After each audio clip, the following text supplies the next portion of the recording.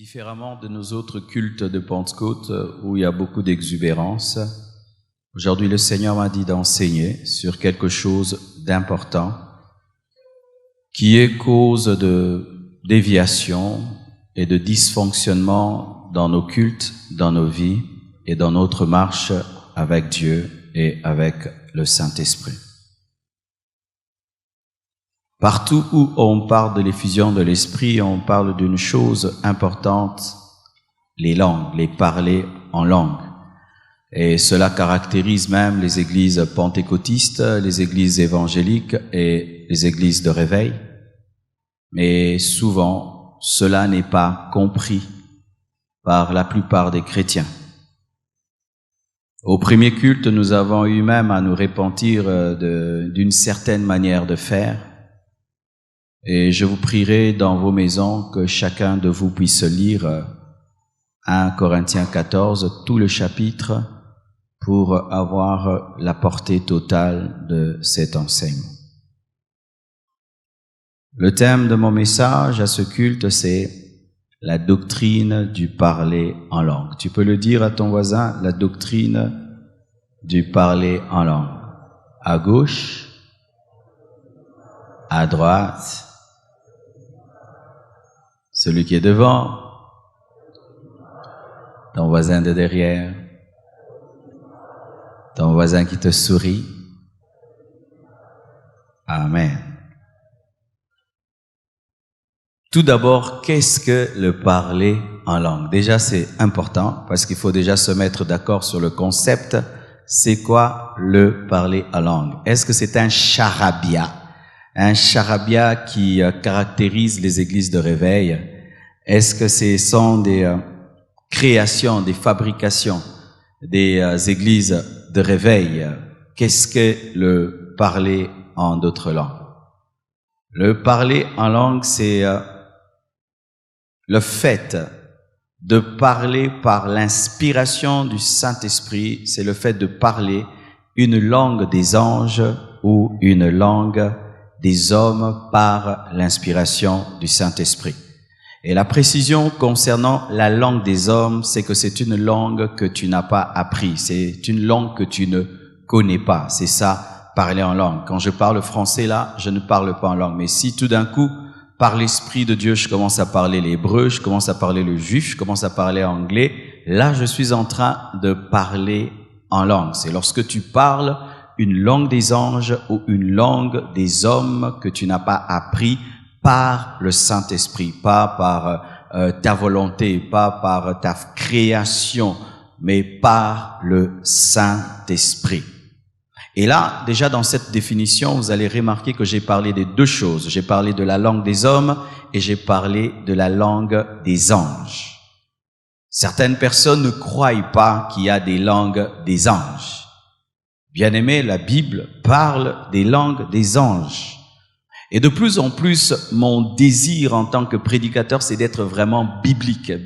Vraiment, c'est vraiment devenu l'un de mes grands soucis, c'est d'être biblique, rien que cela. Car maintenant, de plus en plus, il y a des chrétiens modernes qui n'arrivent pas à accepter tout ce qui est dans la parole de Dieu parce que des fois, ça paraît être trop mystérieux. Mais la Bible reconnaît qu'un homme peut parler une langue des anges. Et donc, si il y a une langue des anges, donc réellement les anges parlent en langue. Quand Michael et Gabriel causent, ils ne causent pas en français, ils ne causent pas en lingala, ils parlent en langue. Et donc aussi au ciel, la langue qui sera parlée, ce sera le parler en d'autres langues, la langue des anges. Si il s'avérait qu'au ciel on parle lingala, les Chinois ne vont pas causer avec les Congolais. Si au ciel on parlait anglais, il y aura des francophones qui ne sauront pas parler, il y aura des problèmes au ciel. Alors quelle est cette langue qui unit tous les chrétiens? C'est le parler en langue. Parce que quand le Congolais parle en langue, le Chinois c'est le parler en langue. Amen. Sachez qu'au ciel, nous parlerons en langue. Ce sera la langue du ciel. Lorsque Dieu parle avec les anges, il parle en langue.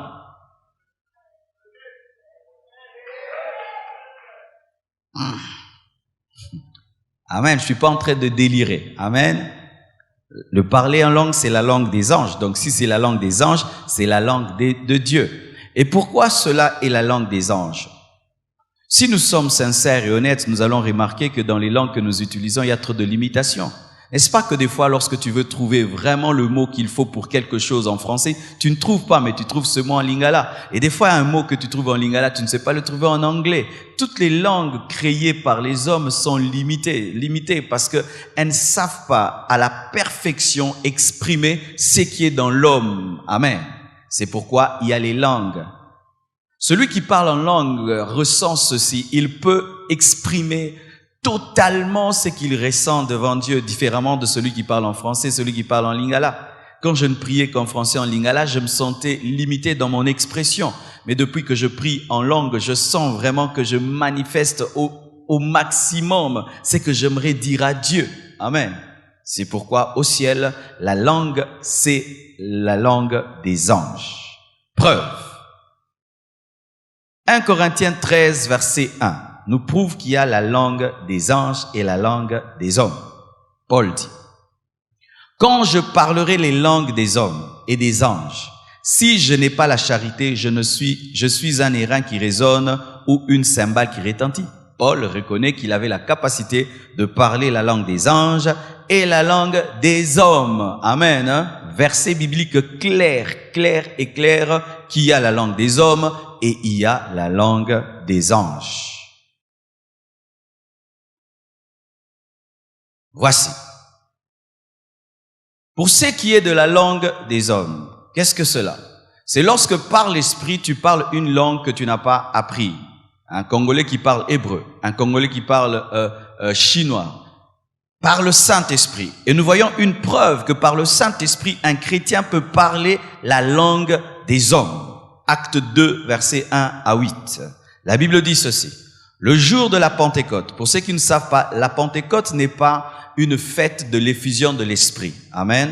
La Pentecôte, dans l'agriculture juive, c'était une fête qui célébrait la moisson.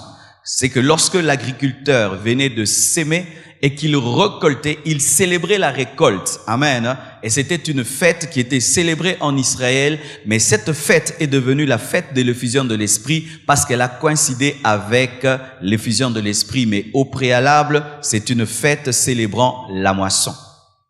Le jour de la Pentecôte, la fête de moisson, ils étaient tous ensemble dans le même lieu. Tout à coup, il vint du ciel un bruit, comme celui d'un vent impétueux. Donc la Pentecôte a existé même avant l'effusion de l'Esprit. Amen. D'accord? Et il remplit toute la maison où ils étaient assis. Des langues semblables à des langues de feu leur apparurent séparées les unes des autres et se posèrent sur chacun d'eux. Ils furent tous remplis du Saint-Esprit et se mirent à parler en d'autres langues selon que l'Esprit leur donnait de s'exprimer. Or, il y avait en ce jour à Jérusalem des Juifs, hommes pieux de toutes les nations qui sont au ciel. Pourquoi? Parce que la déportation avait fait que les Juifs se retrouvaient dans toutes les nations de la terre et certains Juifs, après la déportation, ils sont restés, ont fondé des familles jusqu'à engendrer des enfants dans la déportation et ces enfants n'avaient pas l'hébreu comme leur langue maternelle mais avaient les langues des nations comme langue maternelle. Et ces Juifs qui étaient déportés, qui étaient disséminés sur toute la terre, revenaient en Israël le jour de la Pentecôte pour célébrer la fête de la moisson qui était une fête juive. Mais lorsqu'ils sont arrivés en Israël, il y a eu un bruit. Au bruit qui eut lieu, la multitude accourut et elle fut confondue parce que chacun les entendait parler dans sa propre langue. Là, ils parlaient la langue des hommes, pas la langue des anges. Car des fois, certains disent, mais le jour de la Pentecôte, ils ont parlé des langues qu'on pouvait entendre. Oui, parce que le Saint-Esprit permet de parler des langues des hommes, mais il permet aussi de parler des langues des anges. Amen. Hein? Les deux. Parce que d'autres cassent les parlants langues dans les églises par ce passage, alors que Paul reconnaît qu'il peut parler la langue des hommes, il peut aussi parler la langue des anges. Au bruit qui eut lieu, la multitude accourut, elle fut confondue parce que chacun les entendait parler dans sa propre langue. Ils étaient tous dans l'étonnement et la surprise et ils se disaient les uns aux autres, voici ces gens qui parlent. Ne sont-ils pas tous galiléens? C'est-à-dire, c'est impossible qu'ils parlent nos langues maternelles car ils sont galiléens. Et comment les entendons-nous dans notre propre langue à chacun, dans notre langue maternelle? Amen. Confirmation de la langue des hommes et de la langue des anges. Dis à ton voisin, sorte de langue. Il y a deux sortes de langues. Il y a une langue qu'on appelle la langue signe et il y a une autre langue qu'on appelle la langue don. La langue don n'est pas la langue signe, la langue signe n'est pas la langue don. Lorsqu'il y a confusion déjà sur la langue signe et la langue don, du coup, nous aurons des problèmes dans l'interprétation des Écritures et dans la manière de fonctionner dans nos cultes et aussi dans la manière de défendre ce qui se passe au milieu de nous. Qu'est-ce que la langue signe? Marc 16, verset 17. Marc 16, 17. La langue signe, c'est un signe de la foi. La Bible dit, voici les miracles qui accompagneront ceux qui auront cru. En mon nom, ils chasseront les démons, ils parleront des nouvelles langues. Parmi les signes qui accompagnent ceux qui croient, les miracles, les prodiges, chasser les démons, imposer les mots malades et les guérir, il y a aussi parler en langue. Et ce parler en langue n'est pas un don qui est donné pour que tu puisses donner des messages, mais c'est seulement un signe que tu as cru. C'est encore la langue signe, c'est un signe du baptême dans le Saint-Esprit. Qu'est-ce que le baptême dans le Saint-Esprit? Quand on dit baptême dans le Saint-Esprit, baptême dans le Saint-Esprit, tu seras baptisé dans le Saint-Esprit, tu n'es pas encore baptisé du Saint-Esprit, tu seras baptisé dans le Saint-Esprit. Qu'est-ce que cela veut dire?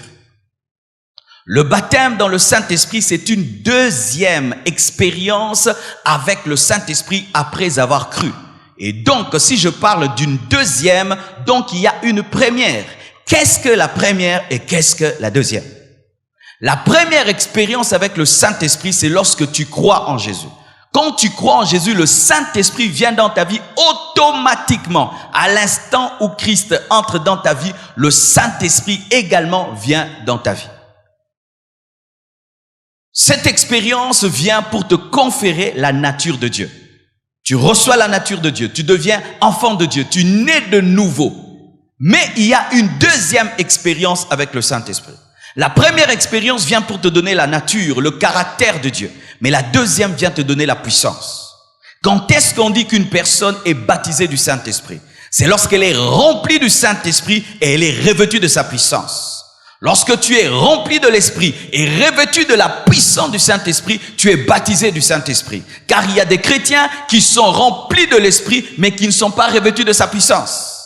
C'est lorsque tu es rempli et tu es revêtu, c'est alors que tu es baptisé du Saint-Esprit. Mais tu étais déjà sauvé. Un chrétien qui n'est pas baptisé du Saint-Esprit est sauvé. Car ce qui te sauve, c'est le fait de croire et de recevoir le Saint-Esprit pour ton salut, pour ta transformation. Mais le baptême dans le Saint-Esprit, c'est une expérience dans la marche qui te permet d'être efficace dans le service de Dieu et efficace dans ton témoignage. Et ce baptême-là du Saint-Esprit est souvent accompagné d'un signe. Le parler en langue. Preuve. Acte 10, versets 44 à 46. La Bible dit ceci. Comme Pierre prononçait encore ces mots dans la maison de Corneille, le Saint-Esprit descendit sur tous ceux qui écoutaient la parole.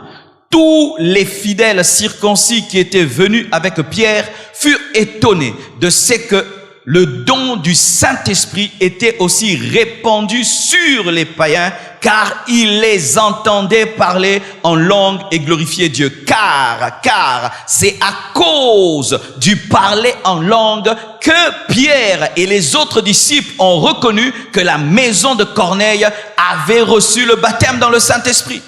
Donc, un chrétien qui ne parle pas en langue n'est pas baptisé du Saint-Esprit. Mais tu es sauvé. Mais il te manque une puissance, il te manque une dimension, il te manque un feu, il te manque un revêtement. Le baptême dans le Saint-Esprit est confirmé par le parler en d'autres langues. C'est comme un bébé, lorsqu'il naît en bonne santé, qu'est-ce qu'il fait? Il pleure. Et quand quelqu'un est baptisé dans le Saint-Esprit, il parle en langue. Alléluia. Quel est le but de ce signe? Car Dieu ne donne rien en vain. Dieu ne donne pas les langues pour arranger nos cultes, faire un peu un bon bruit spirituel dans nos cultes. Non, Dieu fait toutes choses avec un but. Pourquoi il y a les langues dans l'église? Pourquoi nous parlons en langue? Pourquoi le Saint-Esprit donne, entre guillemets, c'est que certaines personnes appellent charabia, ce charabia. Pourquoi le Saint-Esprit donne la langue des hommes et la langue des anges? Mais retenez, nous sommes toujours dans le signe. Amen. Il y a deux sortes de langues, la langue signe et la langue don. Et je suis en train de parler de la langue signe. Pourquoi le Saint-Esprit donne la langue signe? Premièrement, pour lui dire des mystères. Souvent dans les églises, quand on dit mystère, c'est l'occultisme. Non, mystère, ce sont des choses incompréhensibles par l'intelligence de l'homme. Point. Amen. Voici. 1 Corinthiens 14, verset 2. La Bible dit ceci. En effet, celui qui parle en langue ne parle pas aux hommes, mais à Dieu, car personne ne le comprend. Et c'est en esprit qu'il dit des mystères. Lorsque tu veux dire à Dieu des choses que personne ne va comprendre, lorsque tu veux dire à Dieu des choses que ton voisin ne va pas comprendre, celui qui a la grâce de parler en langue, il parle en langue et tu n'entendras pas. Il dit à Dieu des mystères, il dit à Dieu des choses intelligibles que l'intelligence humaine ne peut comprendre. Alléluia. Pourquoi? Pour avoir des secrets dans ta vie de prière. Amen. Des secrets dans ta vie de prière. Dieu nous a donné la langue pour avoir des secrets dans la vie de prière, car des fois, on ne veut pas que les gens sachent ce qu'on demande à Dieu. Pourquoi encore les signes du parler en langue? Pour prier par l'esprit et non par l'intelligence. Car nous prions de deux manières, mes frères. Nous prions avec l'esprit, nous prions avec l'âme. Parce que l'intelligence est dans l'âme. Le corps est le temple du Saint-Esprit. Dans ton âme, il y a ton intelligence. Et dans ton esprit, il y a ton adoration. Celui qui veut prier parfaitement en esprit, car la prière parfaite, l'adoration parfaite est en esprit. Jésus-Christ, parlant à la femme samaritaine, lui a dit, l'heure vient et elle est déjà venue où les vrais adorateurs adoreront le Père en esprit et en vérité. Et cette parole s'accomplit réellement lorsque l'homme adore en langue, prie en langue et rend grâce en langue. Alléluia. Nous avons le parler en langue pour prier en esprit et non par l'intelligence, parce que l'intelligence a des limites, l'intelligence a des faiblesses, l'intelligence commet des erreurs. Je peux commettre des erreurs en priant avec mon intelligence, où je ne dis pas le verset comme il se doit, où je demande à Dieu quelque chose qui n'aimerait pas que je lui demande, où je revendique une chose qui n'est pas selon le plan parfait de Dieu, où je suis en train d'adorer pendant qu'il faut que je puisse louer, où je loue pendant que je dois demander. Mais quand quelqu'un prie en esprit, il fait exactement ce qu'il devait faire en ce moment-là. Est-ce qu'on peut acclamer Dieu pour cela? Alléluia! Prier en esprit. Mais voici ce qui arrive. Lorsque tu pries en esprit, ton intelligence est stérile. C'est-à-dire que ton intelligence ne fonctionne pas. Et le conseil que je vous donne, faites très attention, car parler beaucoup en langue peut détruire ta vie. Oui. Lorsque tu ne parles qu'en langue, mais quand tu pries, tu ne parles pas en français, en lingala, ça peut te détruire dans le domaine de l'intelligence. Ça va te faire grandir dans le domaine spirituel, mais dans le domaine de l'intelligence, tu vas diminuer. C'est pourquoi vous remarquez que les chrétiens qui prient tout le temps en langue, mais qui n'ont pas de temps aussi pour prier dans l'intelligence, mémorisent difficilement les versets bibliques. Parce que quand tu parles en d'autres langues, tu n'as pas à dire « il est écrit ». Il est écrit en langue, c'est quoi? Amen. Ça va faire maintenant que tu es efficace dans la prière, mais tu as un problème quand tu veux revendiquer avec l'intelligence. Tu n'as pas des versets mémorisés dans la prière.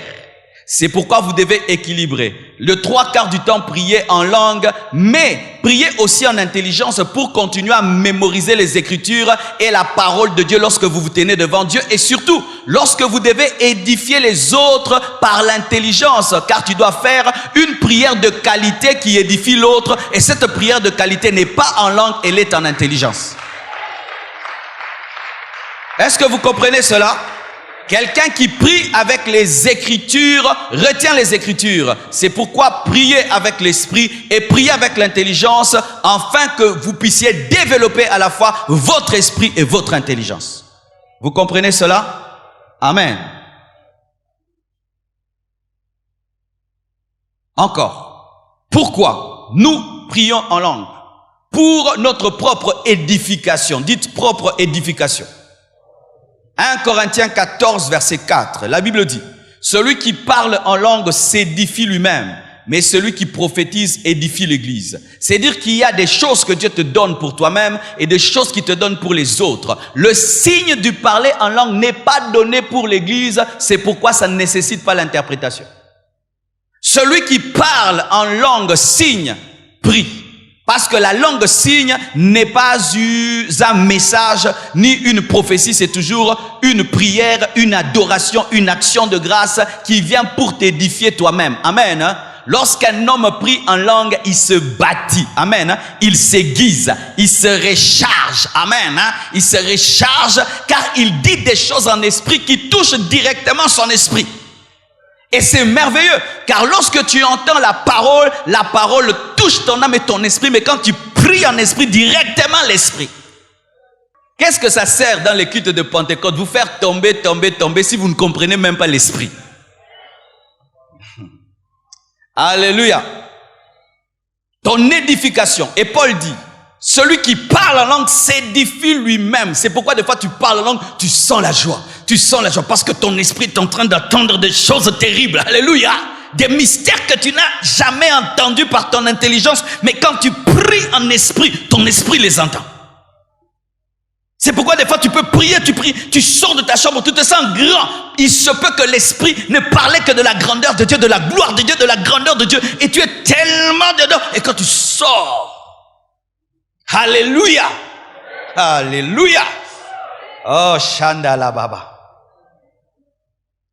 Là, je n'interprète pas parce que j'ai prié. Pourquoi encore? Pour faire des actions de grâce excellentes, une louange, une adoration excellente. N'est-ce pas que ça t'arrive de fois? Dieu fait tellement de choses dans ta vie et puis tu manques les mots, n'est-ce pas? D'ailleurs, il y a même des chansons qui ont été composées à ce sujet à cause de cette incapacité d'exprimer à Dieu ce qu'il a fait dans nos vies. Nous chantons souvent, Seigneur, les mots me manquent pour t'adorer. Les mots me manquent pour te louer. Mais en langue, les mots ne manquent jamais. Alléluia. En langue, les mots ne manquent jamais. Mais en français, les mots manquent. Oui, ça m'arrive des fois, je vois ce que Dieu fait dans ma vie. J'aimerais lui dire, mais tu sens que le français ne peut, l'anglais ne peut, le swahili ne peut, le lingala ne peut. Mais quand tu parles en d'autres langues, tu sens que tu as dit ce que tu voulais dire. Pour rendre grâce avec excellence, louange avec excellence, adoration avec excellence. Écoutez maintenant. Dans le domaine du parler en langue signe, une fois que tu l'as, c'est à toi et tu peux l'exercer tout le temps. Je répète, dans le domaine du parler en langue signe, une fois que tu as le parler en langue signe, c'est à toi, tu peux l'exercer tout le temps. C'est comme rouler à vélo. Un vélo, quand tu ne sais pas rouler à vélo, il va te faire tomber, te blesser. Mais le jour où seulement tu vas essayer une fois, ok, c'est fini. Il en est de même. Une fois seulement que tu as parlé en langue, c'est fini. Tu peux parler tout le temps, quand tu veux. Maintenant, même si je veux parler en langue, je parle. N'est-ce pas? N'est-ce pas si maintenant tu veux parler en langue, tu vas parler? Ce n'est pas un péché, tu sais déjà conduire les vélos. C'est pourquoi il y a des gens qui parlent en langue seulement quand il y a une forte onction à l'église. Après, soirée de gloire, mercredi encore. Non, c'est à toi, c'est à toi, c'est à toi, c'est à toi. Tu parles quand tu veux. Tu n'inventes pas. Pour le premier jour, c'est l'esprit qui te donne. Mais après, tu sais comment collaborer avec lui pour continuer à parler. Ah, attendez, je me ré. C'est-à-dire que tu as déjà, quand tu entres dans ce réseau, tu y restes. Et puis ça commence à grandir. Ce n'est pas que tu fabriques la langue, mais c'est quelque chose une fois seulement que tu l'as expérimenté. C'est fini. Vous qui avez perdu le parler en langue, vous ne l'avez pas perdu, il est en vous, mais vous avez un problème, vous avez une forteresse religieuse, vous pensez qu'il faut seulement un culte spécial pour parler en langue. Non, tu peux parler dans la chambre, au salon, partout, partout, tout le temps, tout le temps, tout le temps. Prier sans cesse s'accomplit parfaitement en langue. Car prier sans cesse en français, c'est pas possible, mais en langue, c'est possible. Quand Paul dit prier sans cesse, c'est comment alors?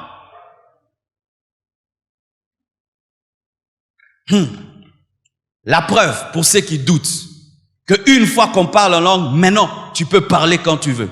Voici 1 Corinthiens 14 verset 15. La Bible dit: que faire donc? Je prierai par l'esprit. Qui priera?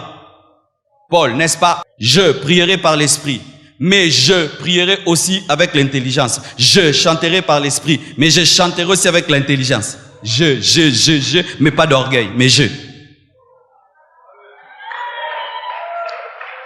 prie en esprit. Ramayanda Shekarababa. Je n'ai pas péché, je n'ai pas crié. J'ai déjà. Je vais chanter en esprit. Oh Rabasaya, Indalaba Shandalababa. Et puis maintenant, je prie en français. Mon Dieu, mon roi, Dieu tout-puissant. Je chante en français. Que la gloire te revienne. Je viens d'accomplir 1 Corinthiens 14, verset 15. Acclamez la parole qui s'accomplit. Donne-moi l'amen que je t'enseigne. Alléluia.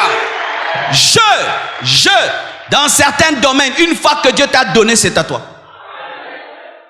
Oui, mes frères et sœurs, c'est pourquoi beaucoup, vous ne grandissez pas dans ce domaine de prière, parce que vous attendez toujours une très très forte onction pour vous mouvoir, alors qu'il y a certaines choses, quand Dieu les a données, elles sont à toi. Amen. Retenez qu'on peut chanter en langue. Amen. Lorsque des fois vous voyez les choristes chanter en langue, ce n'est pas qu'ils pêchent ou un prédicateur vient, il commence à chanter en langue. On peut chanter en langue. Paul dit: je chanterai en intelligence et je chanterai par l'esprit. On peut chanter en langue. Voici, à présent. Le parler en langue, signe, prière ne nécessite pas l'interprétation parce que tu n'as pas besoin de l'interprétation de ma prière. Amen. Mais moi-même, je peux demander une interprétation de ma prière pour mon édification. Mais ce n'est pas que Dieu est obligé de nous donner l'interprétation de nos prières. Mais il peut te faire grâce de connaître ce que tu dis quand tu pries en langue. Mais il n'est pas obligé. Ce qui est nécessaire et exigé, c'est lorsque tu parles en langue pour donner un message, là c'est obligatoire de donner l'interprétation. Mais quand tu parles en langue pour prier, ce n'est pas obligatoire de donner l'interprétation. Et ces gens qui disent dans vos églises, vous parlez en langue, vous n'interprétez pas. Est-ce qu'on va interpréter nos prières? Alléluia. Là, ça n'exige pas l'interprétation. Mais tu peux, toi-même, dans ta vie de prière, demander. Mais des fois, Dieu vous donne même des interprétations de vos prières quand vous priez en langue, mais vous ne le savez pas. Comment cela se passe? Tu es en train de parler en langue et tu entres dans un haut niveau de la langue, car il y a niveau et niveau. Vous savez, n'est-ce pas? N'est-ce pas? Des fois, tu parles en langue, tu sais, là, je parle en langue, c'est mon réchauffement. Amen. Hein? Mais il y a d'autres langues, tu sens que c'est 4 x 4. Vrai ou faux? Alors quand tu parles, du coup tu sens l'esprit t'amener à quitter la langue, de revenir en français. Des fois c'est l'interprétation de ta prière. Mais souvent tu es tellement distrait quand tu pries que tu penses que c'est ton français, alors que là, l'esprit vient de te révéler que tu es en train de faire un combat spirituel contre des puissants de ténèbres au Maroc. Alléluia. Tu parles en langue, tu montes, tu coupes. Oh Père, sauve le Maroc. Il t'a dit pourquoi tu priais. Oui. Ah, est-ce que je peux te parler? Le problème de l'homme, nous sommes tellement mécaniques que nous pensons que l'Esprit de Dieu est mécanique. L'Esprit de Dieu peut se mouvoir dans tous les 9 dons en 1 minute. Je vais te donner un exemple. Je te regarde, je ne connais pas ton nom, je te donne ton nom. Parole de connaissance, vrai ou faux? Après avoir donné ton nom, je prie pour toi, tu es guéri. Don de guérison, vrai ou faux? Alléluia. Et quand tu es guéri, je te révèle encore qu'il y a quelqu'un dans ta famille qui est mort. Parole de connaissance. Pendant que je te le dis, il ressuscite, don de la foi. En combien de temps c'est en train d'opérer? Et puis pendant que tu es en train de témoigner, je commence à célébrer le Seigneur en langue et après je interprète la langue. Diversité de langue et interprétation, combien de minutes? C'est pourquoi moi je ne demande pas les dons spirituels. Je veux tout, au moment où il faut. Seigneur, me voici, Salagnoso. Pourquoi? Parce que si je n'ai que la parole de connaissance, le jour où j'aurai besoin du don de miracle, il ne va pas m'utiliser. Me voici, utilise-moi. Tu veux quoi? Je veux tout. Je veux tout au moment où tu veux. Quand il y a besoin de sagesse, tu me donnes la parole de sagesse. Quand j'ai besoin de connaissance, tu me donnes la parole de connaissance. Quand j'ai besoin de guérison, tu me donnes le don de guérison. Je veux tout quand tu veux. Vous devez quitter le fonctionnement humain dans les choses spirituelles. Ça va vous bloquer. Tu pries, et puis ça s'arrête, et puis ça t'amène dans une prière en français ou en lingala, mais tu sens que c'est une prière qui ne provient pas de ton intelligence, mais qui est poussée par l'esprit. Il se peut que tu es en train de recevoir l'interprétation de ta prière. Alléluia. Alléluia. Voici le mode opératoire du parler en langue signe. On peut prier tous en langue à l'église. Amen. On peut parler tous en langue à l'église. Quand il s'agit de la langue prière, la langue signe, on peut parler tous en langue. Mais, voici. Ça, j'aimerais dire à nous prédicateurs et à nous modérateurs. Avec ces micros que nous avons, la donne change. Amen. Pourquoi? Si je commence à prier en langue avec le micro, ma prière en langue n'est plus une prière en langue personnelle, elle est devenue publique. Quand la langue devient publique, la doctrine change. Quand la langue est personnelle, je m'édifie moi-même, c'est autre. Mais quand maintenant je veux édifier les autres, ça change. Est-ce que tu peux édifier les gens par une prière en langue? Non, parce que la prière en langue n'est pas une langue de message. Ainsi, nous devons arrêter de prier en langue au micro. Oui, nous devons arrêter de prier en langue au micro. Ça n'a pas de sens. Vous savez pourquoi nous ne trouvons pas que ça n'a pas de sens? C'est parce que nous regardons l'église avec l'œil du chrétien, mais nous ne regardons pas l'église avec l'œil du païen. Mais lorsque Paul parle dans 1 Corinthiens 14, il parle de l'œil du païen, qui vient parmi vous et qui vous entend parler en langue, mais il ne comprend rien, il vous considère comme des barbares. Vois-toi païen. Rentre, païen. Tu viens dans une église. Au micro. Tu vas dire, plus jamais. Il y a un homme que je ne comprenais pas au début de ma foi. C'était l'homme de Dieu, Jacques-André Vernon. Cet homme a ressuscité des morts. Il a fait marcher des paralytiques. Mais dans le culte, tu l'entendais parler en langue au micro, nassé, mais publiquement comme ça. Vraiment, tu peux compter combien de fois il l'a fait. Pourquoi? Il ne parle pas en langue pour vous démontrer qu'il a la puissance. Il vous démontre la puissance par la parole et par son ministère. Car la langue prière, c'est pour ton intimité. C'est pour ton intimité. N'est-ce pas que quand tu te promènes avec un chargeur napil, n'est-ce pas? Parce que c'est fait être chargé en secret. Tu es fait à te recharger en secret dans la prière en parlant en langue. Mais quand tu viens devant les gens, dis des choses qu'on entend.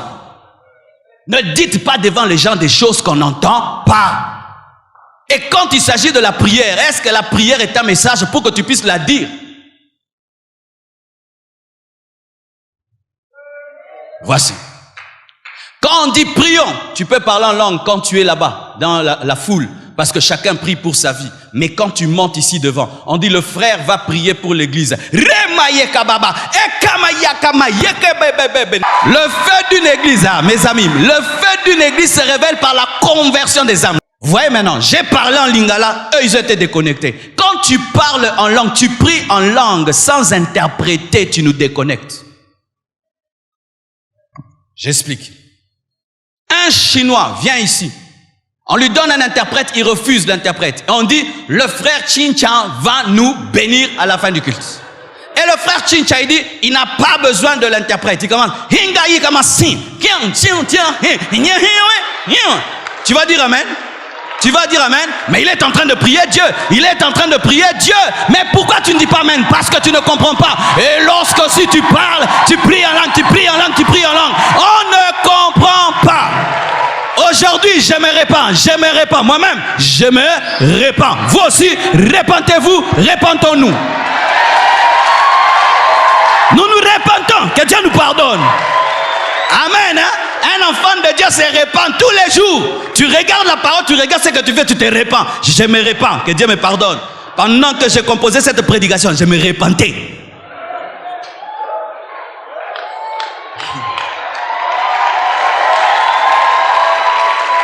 Je vous assure, si on pouvait poser des questions aux nouveaux convertis, poser des questions aux païens qui viennent dans nos églises et les langues bien aimées, nous les scandalisons. Pourquoi? Ce n'est pas important. La personne te suivait quand tu chantais en français, il chantait. Je veux chanter et louer. Et puis,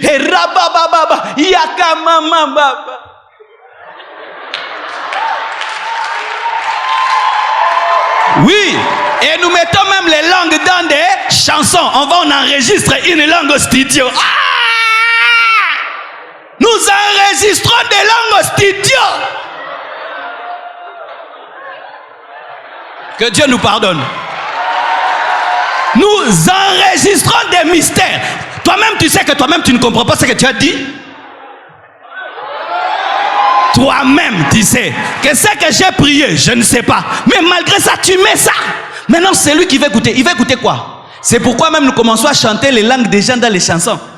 Nous devons appliquer les Écritures. Nous devons appliquer les Écritures. La longue prière, c'est pour ton édification. Pour ceux qui doutent, lisons la Bible. Lisons la Bible. Paul. Non, il m'a choqué aujourd'hui. Hein. Chaque jour que tu liras la Bible, tes yeux s'ouvriront. Ne lis jamais la Bible comme si tu la connais. Tu ne vas plus voir. 1 Corinthiens 14, versets 15 à 16. Voici ce qu'il dit. Que faire donc? Je prierai par l'Esprit, mais je prierai aussi avec l'intelligence. Je chanterai par l'Esprit, mais je chanterai aussi par l'intelligence. Autrement, si tu rends grâce par l'Esprit, comment celui qui est dans les rangs de l'homme du peuple répondra-t-il amen? Paul. Comment répondra-t-il amen à ton action de grâce puisqu'il ne sait pas ce que tu dis? Paul. Oh, acclamons la parole.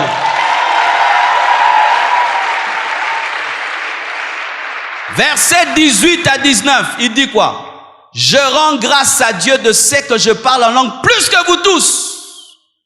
Mais dans l'église, j'aime mieux, parce que quand on dit j'aime mieux, c'est-à-dire que c'est toi qui contrôle. J'aime mieux dire 5 paroles avec mon intelligence afin d'instruire aussi les autres que 10 000 paroles en langue. Et écoutez un peu le contexte. Paul parle en langue plus que toute l'église de Corinthe qui est une église des dons spirituels. Donc, vous ne pouvez pas savoir à quel point il parle en langue. Mais il dit, ça c'est dans le secret. Il parle en langue plus que tous. Mais quand il vient en public, il préfère mettre de côté cette capacité et parler 5 phrases dans une langue qu'on peut comprendre que 10 000 dans une langue qu'on ne peut pas comprendre, afin d'édifier tous. Paul, pourquoi? L'efficacité. Pourquoi je te dirais quelque chose que tu ne peux comprendre? Avant, on se plaisait à faire des choses que les gens ne comprennent pas. Mais plus tu deviens intelligent dans les choses de Dieu, tu te rends compte quoi? Tout ce que tu dis qui n'est pas compris est dit pour rien. Tu donnes cours, les enfants ne comprennent pas, tu as donné cours pour rien, vrai ou faux?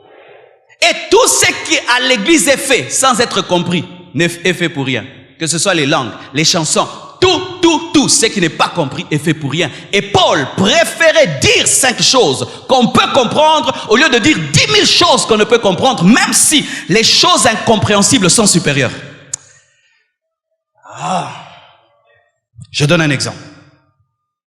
Tu sais qu'une nourriture est bonne, mais tu sais que l'enfant ne peut la manger. Tu préfères lui donner la bouillie parce que tu préfères qu'il mange la bouillie au lieu qu'il puisse vomir la viande. Je sais que la viande est supérieure à une nourriture, mais je sais que si je te la donne, tu la vomis. Je préfère te donner une nourriture basse. Au moins, elle, tu vas l'ingurgiter. 10 000 paroles en langue non comprises sont inférieures à 5 paroles comprises. Et que Dieu vous bénisse, c'est plus. Parce que tu as entendu. Mais c'est efficace dans la prière secrète. Amen, hein? Dans la prière secrète. Nous devons arrêter à l'église, venir montrer tout. Car il y a des choses qui se cachent. Mais quand tu sors, tu démontres la puissance dans des choses qu'on entend.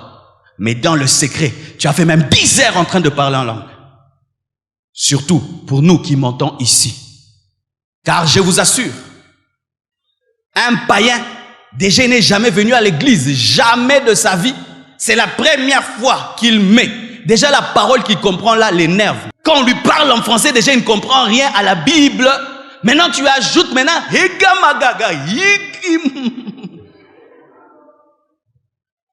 quelqu'un de ma famille un jour est allé à l'église, il a trouvé un homme de Dieu en train de faire ça. Il est rentré, il a dit, lui, c'est un féticheur. Il a dit, il est en train de faire des incantations. Priez en langue quand vous êtes dans la foule. Beaucoup plus quand vous êtes chez vous à la maison. Mais quand vous voulez édifier quelqu'un, parlez en français ou en lingala. Même pour le voisin. Tu peux être en train de prier, tu pries pour toi, mais l'esprit peut te dire, prie pour édifier ce voisin. Commence à parler en français, qu'il t'entende comment tu parles pour qu'il apprenne. Est-ce que je peux te dire? Je ne sais pas si vous le faites, mais moi voici ce que je faisais. Lorsque je gagnais quelqu'un à Christ, je l'amenais à l'église et je m'asseyais toujours à côté de lui. Pour qu'il me voie comment je suis la parole, mais aussi comment je prie. Et quand je priais pour Dieu, mais aussi je priais pour lui apprendre à parler à Dieu. Et en ce moment-là, je dois mettre de côté le parler en langue, parler dans une langue qu'il comprend pour qu'il apprenne à parler à Dieu. Lorsque nous prions avec nos enfants à la maison, nous prions dans quelle langue? En langue? Pourquoi? Parce qu'on veut les apprendre. Vous voyez, nous dosons tout parce qu'ils doivent comprendre. Quand je prie avec mes enfants, je parle toujours en français et d'ailleurs, je parle lentement. Nos églises de réveil allaient être plus grandes que ça. Le problème, c'est qu'un bon résultat empêche un meilleur résultat. Quand les églises grandissent, souvent nous oublions les personnes que nous perdons par notre manière de faire le culte. Oui, nous oublions celles que nous perdons, celles qui sont scandalisées par notre manière de faire. Elles ne parlent pas, mais elles partent. Celles-là, on ne les connaît pas.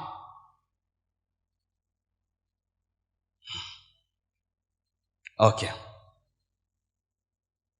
Je sais que ce sera difficile à changer. Mais faisons l'effort. Amen. Quand tu emmènes la prière, tu commences. Reviens en français. Amen. Hein? Reviens en français. Reviens en lingala. Reviens dans une langue qu'on comprend. Deuxième sorte de langue. Dites diversité de langue. 1 Corinthiens 12, versets 8 à 10. La Bible dit ceci.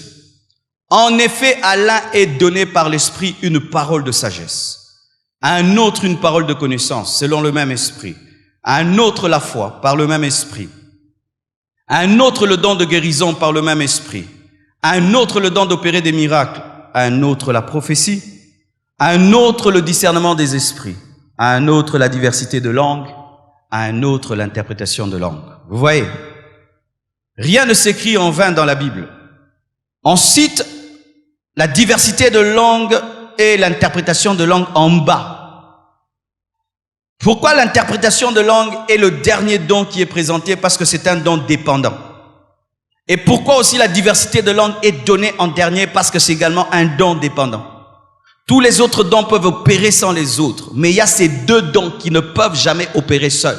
Il est impossible que la diversité de langue opère sans l'interprétation de langue. Et il est impossible que l'interprétation de langue existe si au préalable il n'y a pas eu une diversité de langue.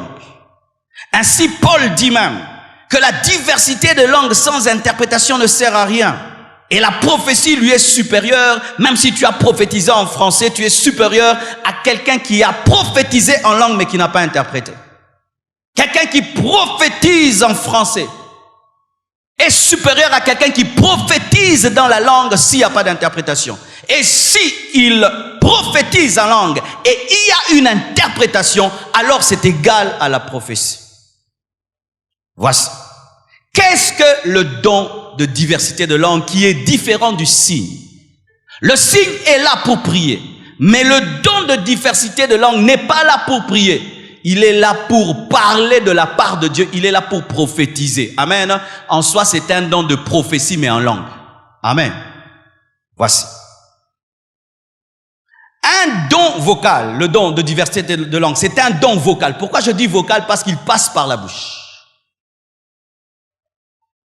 Voici. Si tu as un don vocal, mais tu fermes la bouche, le don ne va pas opérer.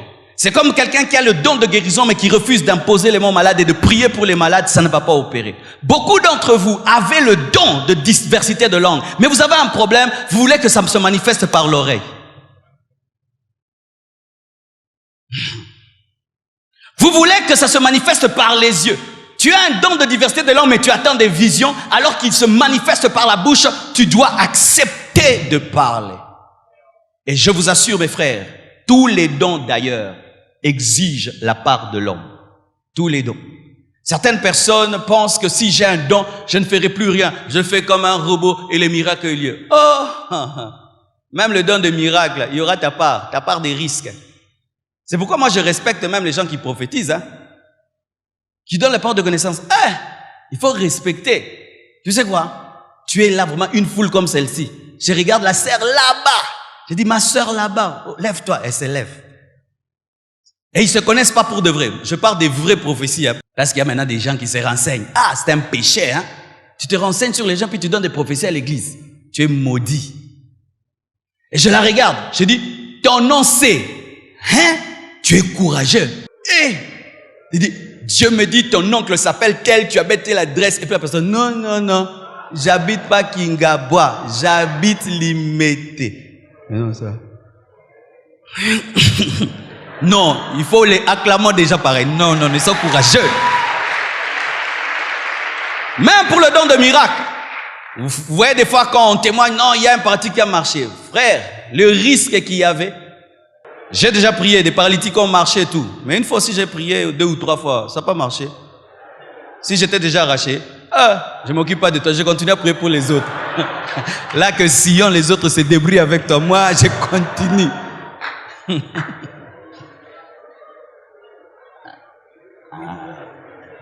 Donne-moi la main, je vais parler.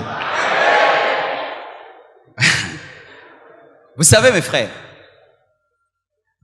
souvent nous demandons les dons, mais nous refusons le courage.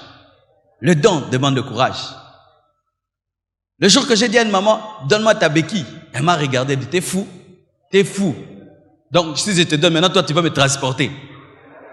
Mais elle a donné, elle a marché. Mais dans mon cœur, j'ai dit, la béquille.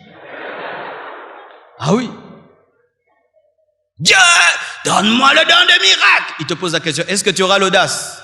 L'audace de parler à la mer pour qu'elle puisse s'ouvrir. Les gens sont derrière, oser la paix. Oh Moïse a ouvert un de la mer rouge. Entre dans son cœur.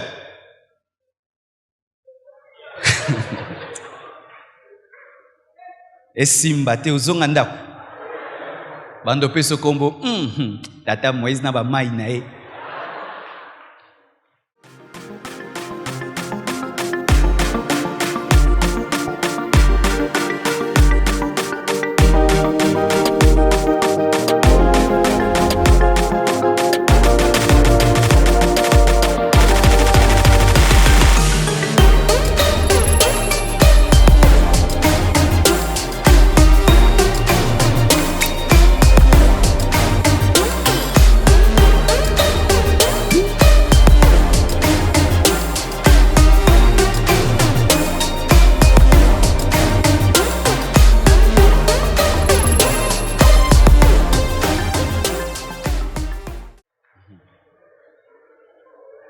Amen. Recevez l'audace, recevez l'audace, recevez l'audace, recevez l'audace. Et même si ça ne marche pas, tu n'es pas le premier à échouer. Essaye encore. Pierre avait marché sur l'eau. Il s'est enfoncé, il a essayé encore, il a marché à nouveau. Tous ces grands serviteurs de Dieu dont vous entendez parler, Reinhard Bonk et Bénin, ils ne réussissent pas toujours. Des fois, il y a 300 paralytiques, il n'y a que 50 qui ont marché. Les 250 rentrent par la petite porte. Mais c'est ça dans le ministère. Tu exerces, tu fais une croisade d'évangélisation. Il y a 300 paralytiques, il n'y a que 10 qui marchent. Filme seulement les 10. Les autres ne les filment pas. Tu n'es pas venu pour montrer l'échec. Tu vas, tu pleures devant Dieu, tu reviens encore, tu essayes. 50, tu montres qu'elle est 50. Et celui qui dit que tu n'as pas la foi, donne-lui les autres qui n'ont pas marché, qu'il les fasse marcher, comme lui il a plus de foi. Comme lui il a plus de foi, oh ils n'ont pas marché, ok, prends les 250, toi, fais-les marcher. Car les gens des fois sont durs avec les gens qui ont le don de miracle, mais ils ne connaissent pas l'audace qu'il faut avoir. Hein? L'audace qu'il faut avoir. Alléluia. Dis don vocal. Il faut la bouche. Amen. Comment ce don peut opérer? C'est dire ceci. Pour le don de signe, une fois que tu l'as, si on dit prions, tu vas le manifester, mais pas le don de diversité de langue. Le don de diversité de langue, on ne décide pas de le manifester. Il est comme la prophétie. On ne décide pas de prophétiser. C'est Dieu qui parle et puis toi tu dis. Alors, voici comment le don de diversité opère. Nous sommes là en train de prier, en français, en langue, la langue signe prière, et tout d'un coup, il y a un calme. Ou peut-être tous nous prions, et la personne aussi qui a la diversité de langue prie. Elle attendra que tout le monde se calme pour se manifester. Pourquoi? C'est un message. Pour ce qui est de la prière, nous pouvons prier tous ensemble. Mais pour ce qui est du message, il faut de l'ordre. Il faut que l'un prophétise et que l'autre interprète. Il faut que l'un prophétise et l'autre juge. Donc, si après que nous ayons prié et qu'il y a un silence dans l'église et toi tu commences à parler en d'autres langues, il est supposé que c'est une diversité de langues. Et donc, nous t'enlevons du groupe prière, nous t'amenons dans le groupe prophétie et nous attendons entendre ce que Dieu va dire. Alors, si tu parles et tu parles et tu parles en langue, mais tu n'interprètes pas, tu dois te taire. Pourquoi? Tu es un barbare. Tu parles chinois. Voici comment il faut faire à présent. Si quelqu'un manifeste le don de diversité de langue et prophétise, pendant que tu le fais, tu dois prier comme le dit la Bible, qu'il prie pour interpréter. Tu demandes à Dieu la capacité d'interpréter. Et si personne ne le fait, tu demandes à Dieu de donner à quelqu'un d'autre l'interprétation. C'est quand vous voyez quelqu'un, il y a le silence dans la salle et il commence à parler en langue et après il commence à parler en français, il est en train d'interpréter ce qu'il a dit en français. Si ce n'est pas une prière. Car certains, nous restons calmes, nous pensons qu'il a reçu une diversité de langues et pendant qu'il est en train de parler, on s'attend qu'il va interpréter. Vous entendez, oh Père, agis dans ma vie, sauve ma famille. Ça, ce n'est pas une prophétie. Tu as parlé à haute voix, mais dans les signes, mais pas dans le don. Vous comprenez ce que je dis? Élève la voix dans l'église en parlant en langue quand tu es sûr que tu as un message. Mais si c'est une prière, prie dans le calme parce qu'on n'a pas besoin d'entendre ta prière. Alors si pendant que nous attendons ton interprétation, tu ne donnes pas un message où Dieu nous parle, mais une prière, ce n'est pas le don de diversité de langue, c'est le signe. Mais il peut se faire que celui qui parle la diversité de langue n'a pas le don d'interprétation, car ça arrive que tu n'as pas tout. Tu dois maintenant dans l'église te disposer à recevoir son interprétation.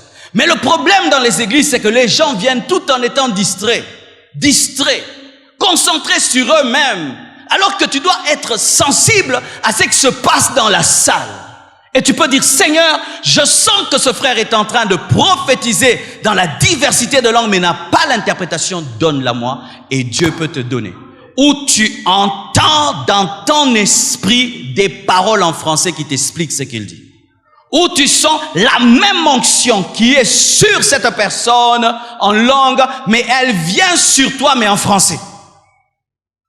Et là, tu sais que tu as reçu l'interprétation. Et écoutez, l'interprétation de langue n'est pas la traduction de langue. Hier, mon fils m'a posé la question, il dit, papa, quand tu parles en langue, est-ce que tu entends? J'ai cru que c'était une question simple. Je dis oui, ça m'arrive d'entendre dans le sens où je prie Dieu de me donner aussi d'interpréter ce que je prie. Des fois, ça m'arrive. Ah, et puis alors, il me dit, gentil maintenant en langue, c'est quoi? Ah, gentil. Lui pensait que bonbon en langue, ça existe. Vélo en langue, ça existe. Donc, il y a l'alphabet langaise. Je dis non, en soi, nous ne traduisons pas la langue, mais nous interprétons. Interpréter, c'est donner le sens d'une phrase. Traduire, c'est mot à mot. Nous ne sommes pas des traducteurs de langue, mais nous sommes des interprètes de la langue pour donner le message. Ainsi, un message peut être long, la traduction est courte. Et des fois même, le message peut être court, mais plutôt l'interprétation est longue. Quelqu'un peut être là, il donne une langue pendant 30 minutes, mais l'interprète dit, le Seigneur a dit, répentez-vous, répentez-vous et répentez-vous. C'est l'interprétation, c'est le sens. C'est comme quelqu'un qui vient, il assiste à ce message, et puis quand il sort, il y a un Américain qui veut savoir qu'est-ce que le pasteur a dit. Il peut lui dire, the pastor teaches in the diversity of the language. Yes. Alors, il va lui expliquer, il va pas lui dire, le pasteur a donné tel exemple, il va résumer ce que j'ai dit. C'est pourquoi aussi, n'élevez pas la barre très haut. Le problème, les chrétiens n'opèrent pas dans le don spirituel parce qu'ils sont trop exigeants avec eux. Moi là, quelqu'un peut parler en d'autres langues, et moi là, je comprends, je donne. Eh non! Si la naisse de Balaam a prophétisé, tu peux prophétiser. Tu peux prophétiser. Tu peux prophétiser. Si un animal a prophétisé, tu peux prophétiser. Corneille était un païen. Il a cru et toute sa maison a prophétisé. Des Romains, ils ont prophétisé. Tu peux prophétiser. Alléluia. Tu peux prophétiser. Ou tu dis, vraiment, lorsque le frère parlait, Dieu m'a dit ce qu'il a dit. Il a dit ça. Oh, wow. Alors qu'on priait, Dieu m'a révélé la femme de ma vie. Oui, on est fatigué des visions de l'homme de ma vie, la femme de ma vie. Il n'y a que ça que le Saint-Esprit montre. Nous rabaissons le Saint-Esprit à une dimension maritale. Je vous assure, si on commençait à interpréter toutes ces langues dans les églises, bien-aimés, il y aurait des directions impossibles. Ou pendant que quelqu'un donne une révélation en langue, l'autre comprend. Le Seigneur demande à l'église 3 jours de jeûne à sec. On entre dans le jeûne à sec et des miracles se produisent. Alléluia. Ce dont exige l'interprétation. Sans interprétation, il ne sert à rien. C'est un don qui contient un message de la part de Dieu. Terminons. Comment recevoir le parler en langue signe et le parler en langue don? 1 Corinthiens 14, verset 1. La Bible dit ceci. Recherchez la charité, aspirez au don spirituel, mais surtout à celui de prophétie. Pour que Dieu te donne un don, tu dois le désirer. Si tu ne le désires pas, il ne va pas te le donner parce que tu ne vas pas l'utiliser et tu ne vas pas en profiter et en faire surtout profiter l'Église. Tu dois aspirer. Et dans le terme aspirer, il y a la pensée de prendre ce qui est au dehors et l'amener dedans. Tu dois être quelqu'un qui désire quelque chose de plus. Tu dois désirer. Même si ça a duré. Même si on a prié pour toi plusieurs fois, tu dois continuer à aspirer. Amen. Et 2 Timothée 1, verset 6 nous dit, c'est pourquoi je t'exhorte à ranimer le don de Dieu que tu as reçu par l'imposition des mains. On peut recevoir le don de langue, de diversité de langues, de signes, par l'imposition des mains. Et d'ailleurs, c'est ainsi que les apôtres opéraient dans l'église primitive. Lorsqu'ils voulaient que quelqu'un soit baptisé du Saint-Esprit avec le signe du parlant d'autres langues, les apôtres imposaient les mains. La preuve dans Actes 19, versets 5 à 6. La Bible dit ceci. Sur ces paroles, ils furent baptisés au nom du Seigneur Jésus. Lorsque Paul leur eut imposé les mains, le Saint-Esprit vint sur eux et ils parlèrent en langue et prophétisaient. Alléluia. L'imposition des mains. permet à ce qui est le baptême du Saint-Esprit avec le signe du parlant d'autres langues. Le baptême aussi d'eau. Nous remarquons ici à la Compassion, la plupart des gens qui sont baptisés du Saint-Esprit, c'est le jour de leur baptême d'eau. Le jour qu'ils entrent dans l'eau, certains même avant même qu'on les plonge dans l'eau, sont baptisés du Saint-Esprit. D'autres quand on les plonge sont baptisés et d'autres quand ils sortent en prix, ils sont baptisés du Saint-Esprit. Le baptême d'eau ouvre la porte au baptême du Saint-Esprit. C'est pourquoi lorsque Corneille a été baptisé du Saint-Esprit avant le baptême d'eau, cela même avait étonné les apôtres parce qu'ils étaient habitués à un fonctionnement baptême d'eau, baptême du Saint-Esprit. Mais ce jour-là, c'était le baptême du Saint-Esprit avant le baptême d'eau. Amen. Mais une chose capitale, pour recevoir les dons spirituels, tu dois recevoir Jésus. Quelqu'un qui n'a pas Jésus-Christ ne peut pas recevoir les dons du Saint-Esprit. Celui qui n'est pas disciple de Jésus-Christ ne peut pas parler en langue. C'est pourquoi je suis contre tous ces païens qui imitent les parlants en langue et qui les mettent même dans leurs chansons. C'est une abomination. Amen. Hein? C'est une abomination même lorsque les païens imitent les parlants en langue dans leur théâtre. C'est une abomination. C'est une abomination. Et nous, les chrétiens, ne devons pas nous réjouir de voir des païens en train de brader un don aussi important dans leur théâtre et dans leurs chansons. Et sachez encore, tout don spirituel qui se manifeste sans recevoir Jésus est un démon. Si tu es dans une famille dans laquelle il y a un don de guérison qui opère de père en fils sans que vous ayez cru en Jésus-Christ, c'est démoniaque. Il y a ces familles-là qui ont une grâce démoniaque. Si tu te casses, ils te touchent, tu es guéri. Dans d'autres familles, ils peuvent connaître le futur, mais ils n'ont pas le don du Saint-Esprit, ils n'ont pas le Saint-Esprit. C'est un esprit de divination. Et si, avant que tu ne croies en Jésus-Christ, tu guérissais les gens sans être chrétien, ne continue pas dans ce même sens. Il faut que tu sois libéré de ces démons, de peur que ces démons continuent à agir et on pense que c'est le Saint-Esprit. Si lorsque tu étais païen, tu voyais des choses et tu voyais, ne pense pas que l'Esprit de Dieu va continuer. Il va arrêter ça pour te donner ce qui est véritable. Alléluia. Pour recevoir les dons, tu dois recevoir Jésus. Pour recevoir le don, tu dois avoir le Saint-Esprit. Des fois aussi, pour recevoir les dons, il faut être dans l'atmosphère du don. La Bible nous dit alors que Saoul n'était pas un prophète, il s'est retrouvé avec une garnison de prophètes et il a commencé à prophétiser. Et les gens posaient la question, est-ce que Saoul est aussi l'un des prophètes? C'est pourquoi dans une église, lorsqu'il y a un don qui agit, vous voyez, il se manifeste facilement dans tous les fidèles. Si vous voyez, il y a un don de guérison, vous allez voir les fidèles aussi opérer dans la guérison. S'il y a un don de diversité de langues, vous allez voir, ils opèrent. C'est pourquoi vous voyez la compassion, les gens sont baptisés du Saint-Esprit très facilement parce que la plupart d'entre nous parlent en langue. Mais si tu vas dans une église où c'est froid, c'est coincé, où si tu parles en langue, on te suspend.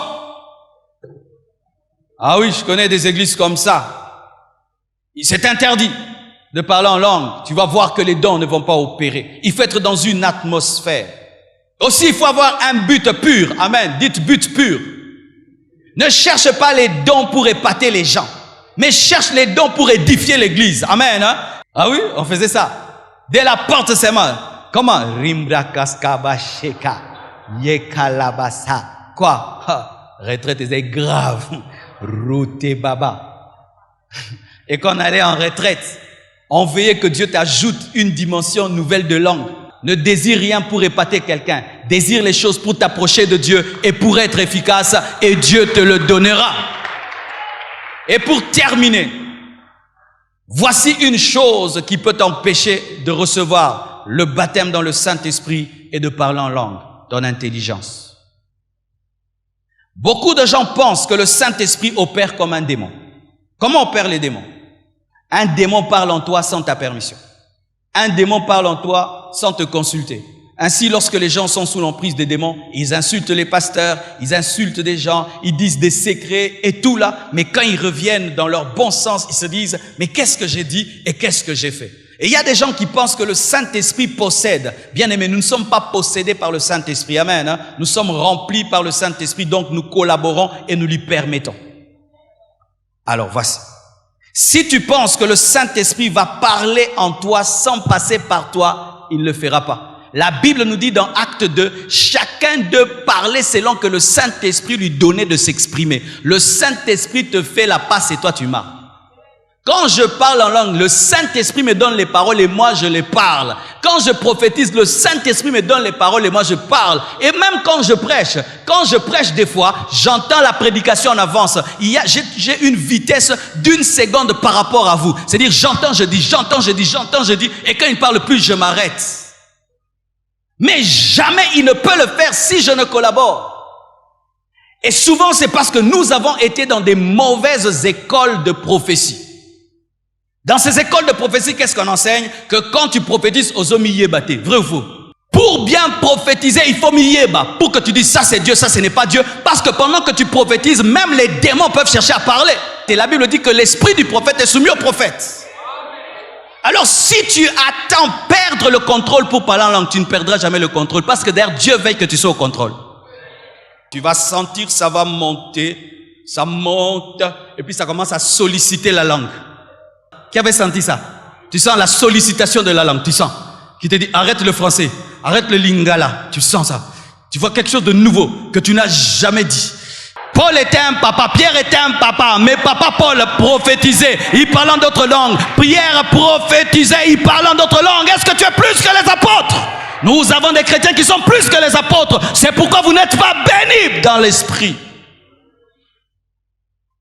Où sont ces papas remplis de l'esprit? Le Saint-Esprit tombe sur lui. Et ça bien. Mais plus on devient des papas, on devient des pères, on devient des grands responsables. On ne sait pas se mouvoir dans l'esprit et on a peur d'être humilié par l'esprit. Humilié par l'esprit, humilié par l'esprit. Jésus est mort, il est ressuscité pour que le Saint-Esprit soit répandu et ce don t'est donné et tu penses que ça peut t'humilier. Que Dieu vous bénisse abondamment. Que Dieu vous bénisse abondamment. Que Dieu vous bénisse abondamment. Alléluia.